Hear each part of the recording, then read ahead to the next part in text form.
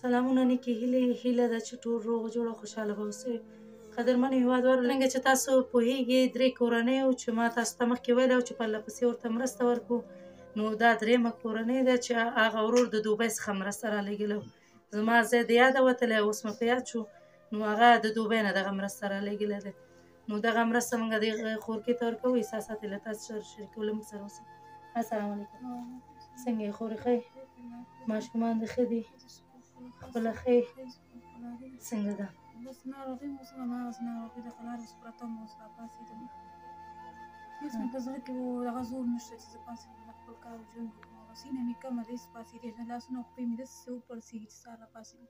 اوس مې هېڅ وسه نشته چې یا ځان ته میوه‌جات چې شی راوړم یا پوره دوی وکړو.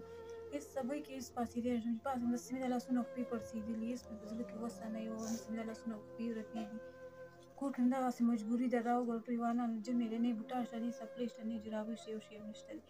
سبا چې ټول جړېږي موږ ته څپلۍ پیدا کوي، موږ ته بوټان پیدا کوي، موږ ته جرابې پیدا کوي. دې ته زه څه شی والم، کړنګ جمع دی.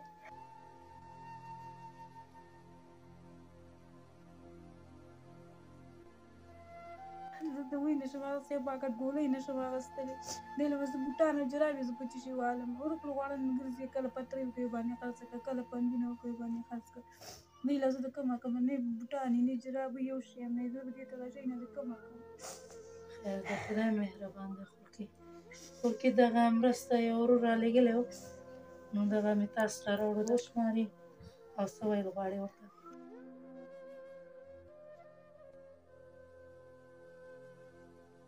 وشماره.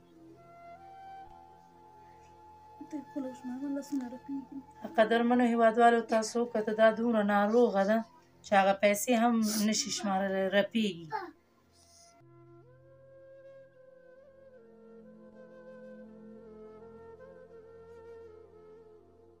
دغه والی 12,000 روپۍ دي.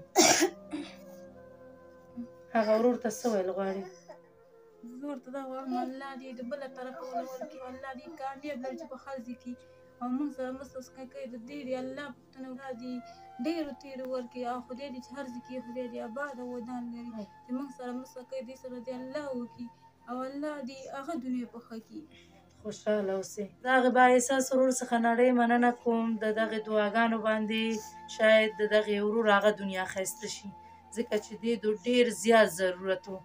نو دې ته مرسته راغلی نه نو دې ته راته زنګ وویل چې زموږ خو ډېر مشکلات دی. نو دغه ورور چې مرسته ولېږل، نو ما دغه 3 کورنیو باندې وویشل. نو دغه 3 کورنۍ ته چې ما کومه مرسته ورکړه، دا ټول یو ورور رالیږلی و چې نوم یې راته یاد نه دی، خو حاجي صاحب دی د دوبۍ نه. نو د هغې ورور څخه نړۍ مننه کوم. الله دې هغه دنیا ورته ښایسته کړي.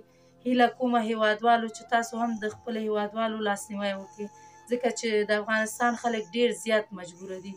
نو که چیرې غواړئ مرسته وکړي او غواړئ چې دغه مرسته په شفافه توګه تر اړمنو کورنیو پورې ورسیږي، نو له موږ سره لاس یو کړي. که چیرې غواړئ مرسته وکړي، نو زما د وټساپ شمېره ده 080 90 283. د لیدو څخه مننه.